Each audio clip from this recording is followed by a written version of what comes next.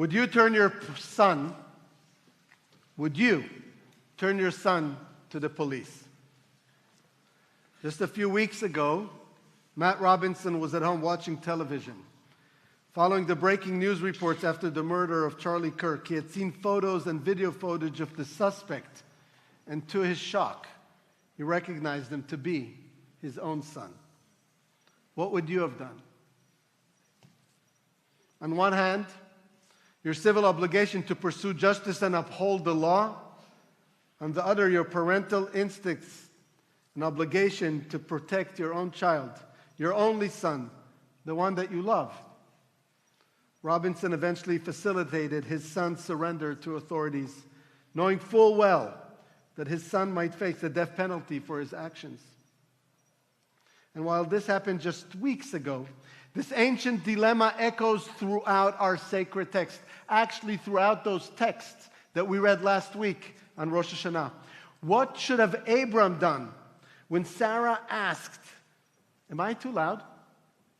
No? Okay, sounds like I am. What should have Abram done when Sarah asked him to cast away Hagar and Ishmael, probably to their deaths, because she wanted to protect her own son Isaac? What should Abraham have done when God told him, take your son, your favorite one, Isaac, whom you love, and go to the land of Moriah and offer him there as a burnt offering? Tonight I want to explore this question with you, an ancient human dilemma that haunts every generation. Do the ends justify the means? I believe that we all carry in our hearts a sense of guilt for doing things that we knew were immoral or wrong, damaging or hurtful, all for the sake of achieving what we believed was a noble goal. We wanted to protect a loved one, but to do so we had to lie to them or betray their trust. We wanted to prevent hurt, but to do so we had to cause pain. We had a goal in mind, but the only way to achieve it required to compromise our values. We tell ourselves, but it had to be done. There was no other way. And the pain I caused prevented much greater harm. I'm sure you all have personal stories. I know I do. Towards the end of my military service, I broke a military law. The details are not important. I mean, take me out a few beers, you'll hear the story. It's too long of a story for tonight, but in essence, I tried to do something good, something that would actually save lives, but I did it without following military protocol. And when this became known, I stood trial before a military judge. It was one of the most embarrassing and horrifying moments of my life. The judge heard my story. He said he knew my intentions were good, but he also said, and I'll never forget him, looking in my eyes and saying, the road to hell is paved with good intentions.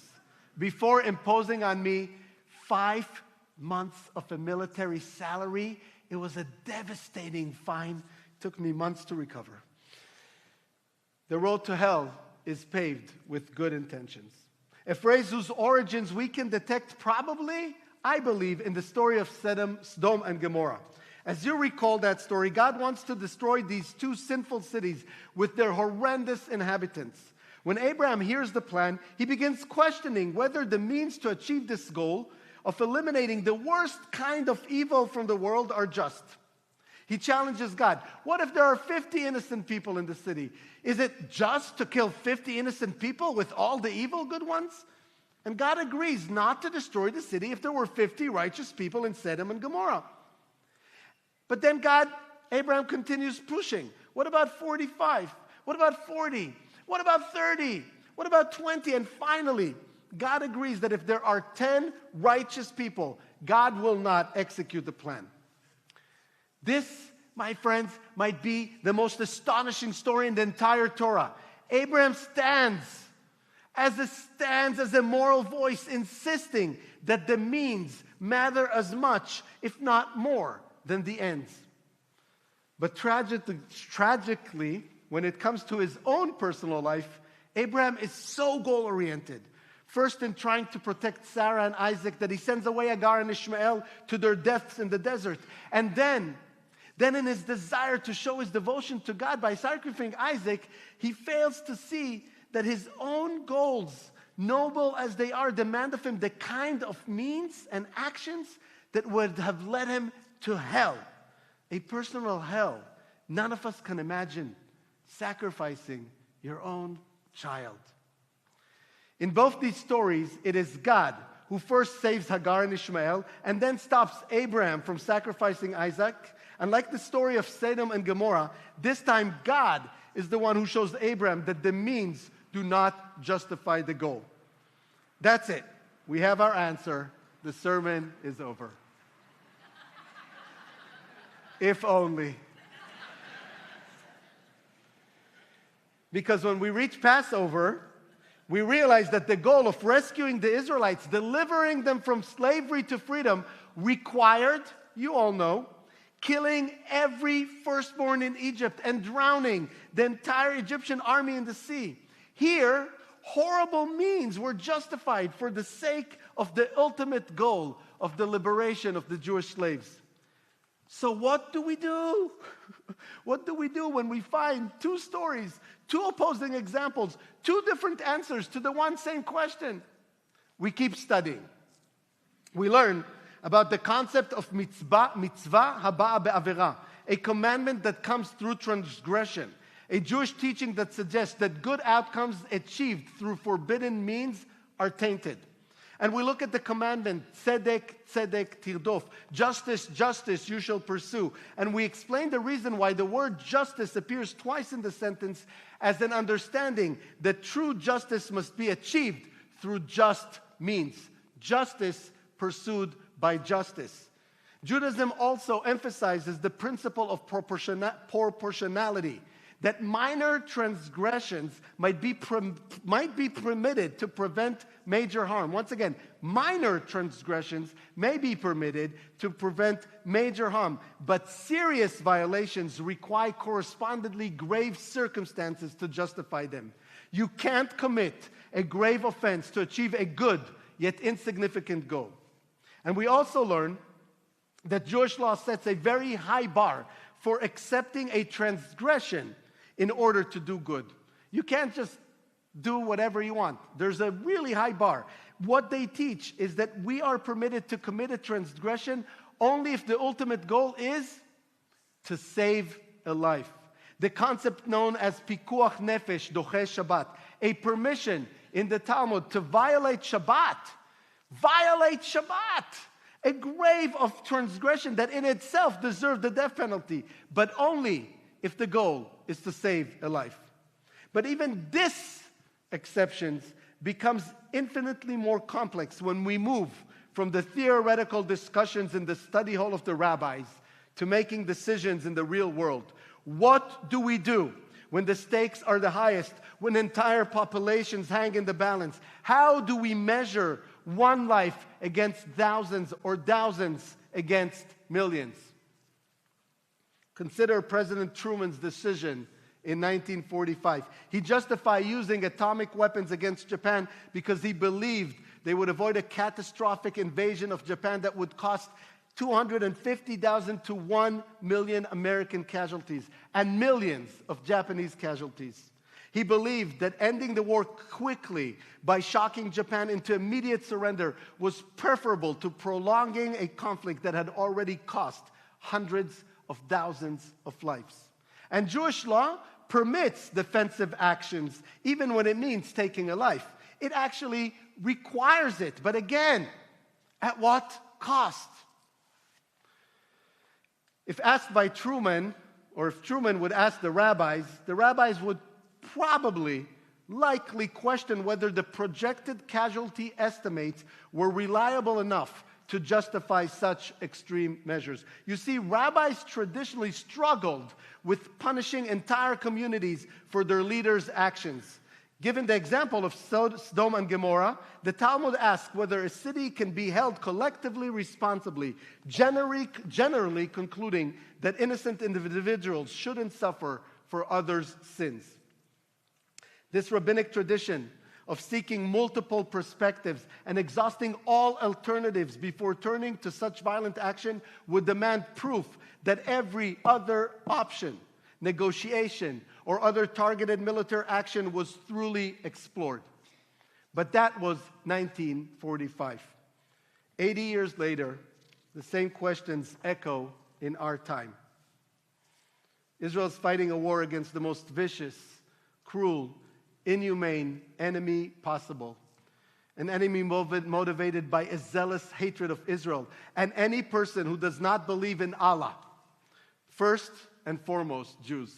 In their own words, directly from their charter, they called to raise the banner of Allah over every inch of Palestine and to establish a Muslim caliphate all around the world.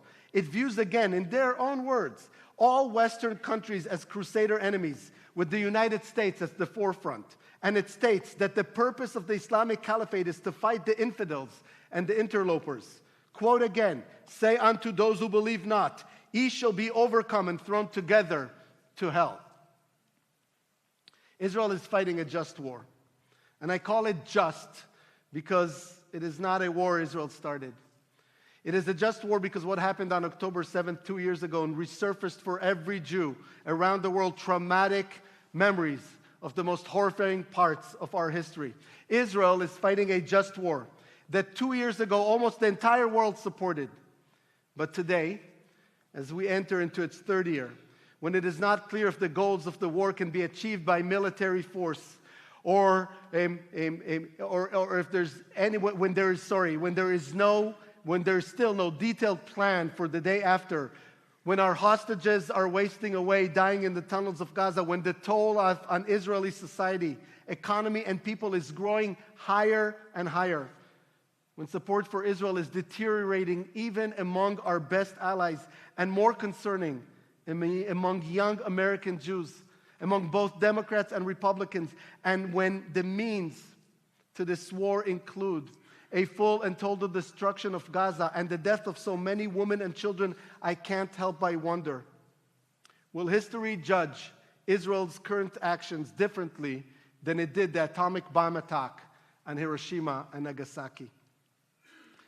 It's fascinating, and I don't know how many, I hope you know this, but if not, that in a Gallup poll conducted in August of 1945, 85% of Americans approved the atomic bombings, with only 10% disapproving.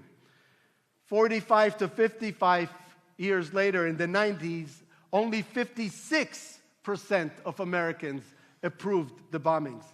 And in the most recent poll conducted just this past June, in honor of 80 years since that day, only 35% of Americans said the bombings were justified.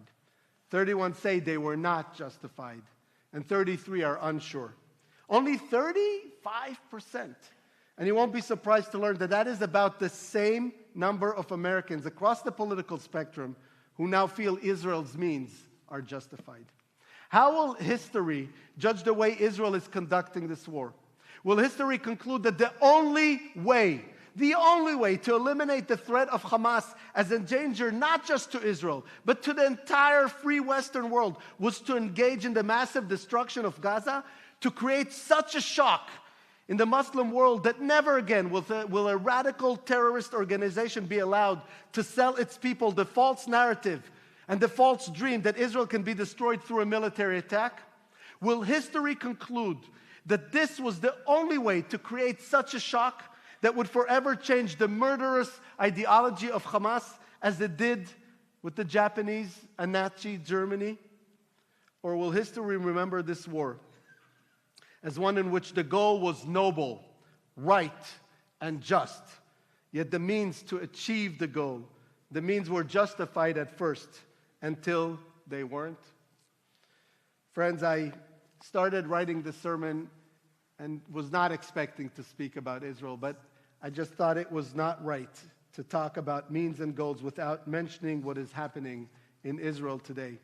And yes, we should all engage in very serious, deep, and hard, complicated discussions about the limits of means we use to achieve a goal when it comes to this tragic situation. But that is not the only dilemma that we have. None of us is responsible for making decisions on such large scales. And while we can and should share our opinion with those who might be able to influence decision makers, while we must have our voice heard and our money go to support those we feel are fighting our fight, for most of us the question about justify means remains on a much more local, personal level. I'm talking about anyone sitting here tonight who decided it was acceptable to lie to a loved one and hide the truth because they wanted to protect them, or thought that the truth would cause too much harm. The doctor asked to lie to her patient because her family insisted the news would devastate them. I'm talking about those who broke a promise of confidentiality for what you believed was a good reason. I'm talking about the family who wants to end the suffering of a loved one and knows that the only way to do so is to stop providing medical treatment or even food. I'm talking about the activist who felt the only way to be heard was to break the law. I'm talking about the rabbi who ignores religious rules and traditions just to appeal to more people he wants to draw into what I believe is a meaningful religious world. I'm talking about those who voted for any candidate you believe would change one core issue you want to change, while knowing deep in your heart that some of their other policies will cause tremendous pain.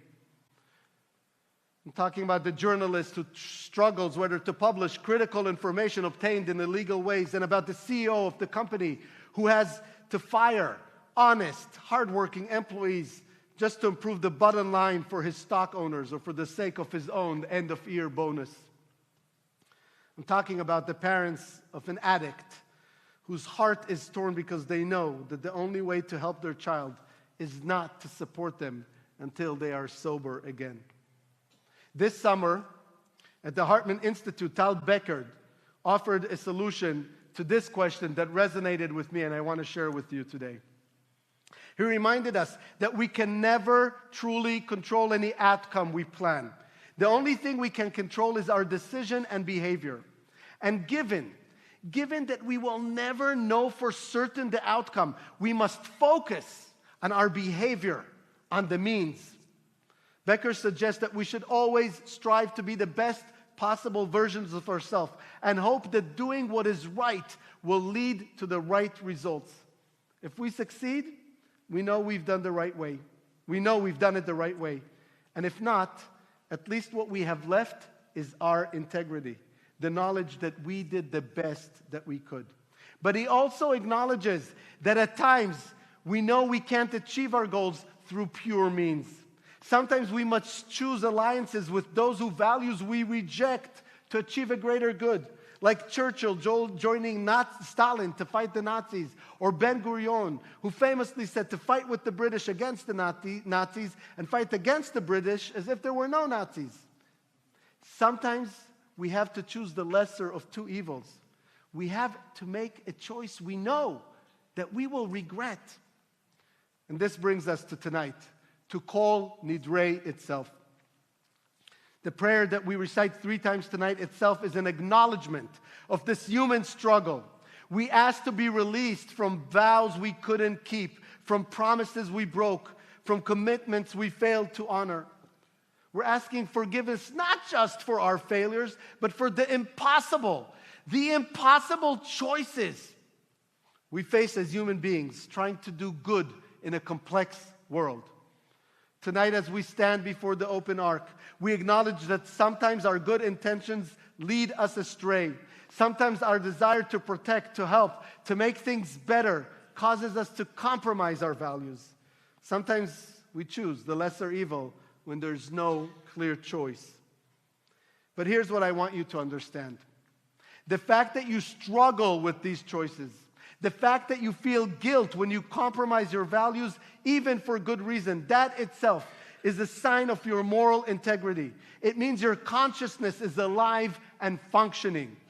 And this is the best wisdom I can share with you tonight. Turn inward. Listen to that deep, profound sound of your consciousness. Allow that inner silent voice of God within you to serve you as what I like to say, the soul's GPS to divinity. Rabbi Joseph Soloveitchik taught that our consciousness represents the autonomous moral self, the place where we encounter God, the place where human dignity means divine expectation.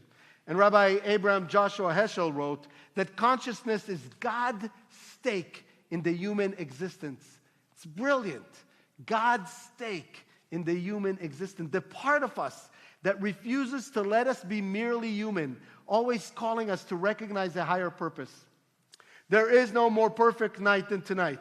To turn to the Hasidic teaching that says, when your consciousness troubles you, know that the Shekhinah, the divine presence, dwells there, making her home in your discomfort, pulling you towards teshuvah, towards return.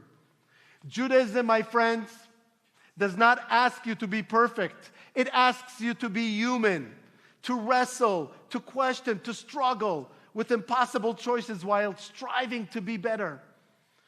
You can approve the use of atomic bombs on Hiroshima and Nagasaki, but you can also show empathy and express sorrow for the pain and hurt that it caused. And yes, you can feel that Israel has no other option but to continue fighting until Hamas surrenders, until it lays down its weapons and releases the hostages and allows the people of Gaza to be freed from their tyranny. But as Jews with a conscience, we should not rejoice in that destruction, in the growing death toll, but rather allow ourselves to express that the means to achieving this goal are painful and are taking a huge toll. They're taking a huge toll from how we wish to see and understand our role in the world. We should be able to hold on to these conflicting feelings and not be called anti-Zionists or self-hating Jews. The Hebrew word Israel means one who wrestles with God. This is our inheritance. Not easy answers, but the sacred struggle itself. According to our tradition, Yom Kippur is the day we receive the second set of tablets, after Moses broke the first ones.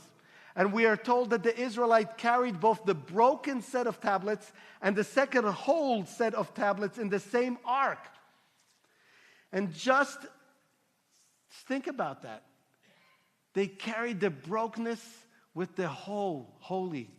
And just as we hold, and I hope you do have them, to the two notes in your pocket, that the world was created for me and I am nothing but dust and ashes, we can hold on to the two commandments, telling us to never forget what Hamas has done to us, and to eradicate Amalek, Hamas, but also to hold on to the commandment to seek and to pursue not only justice, but also peace, and to save even one life, almost at any cost.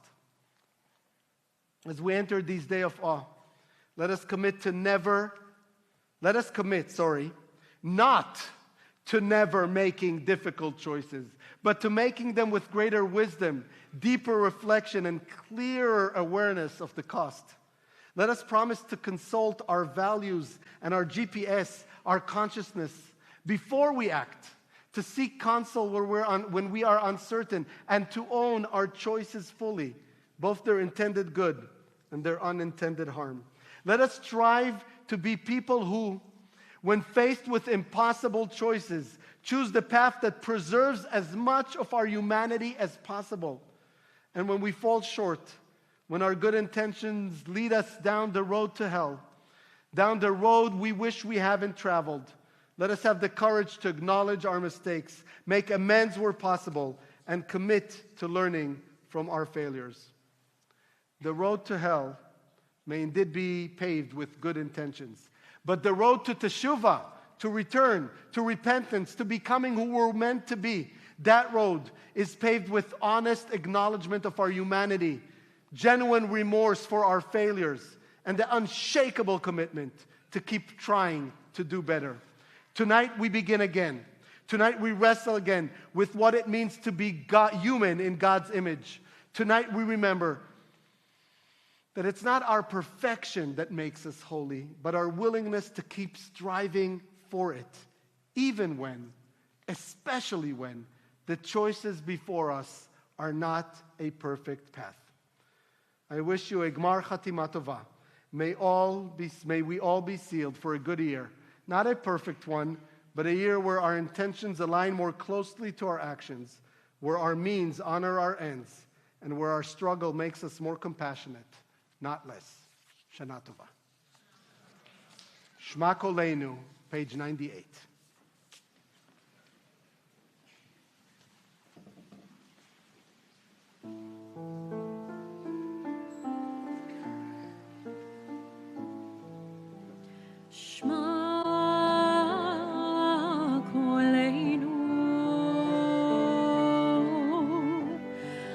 Adonai Eloheinu, husvarachem aleinu, vekabel berachamim uvratzon et tfilateinu, hashivenu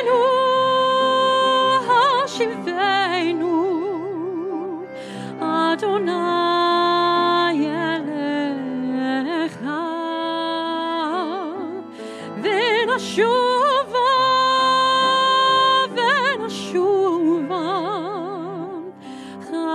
Chadesh Yameinu Kekadesh Shema Koleinu Shema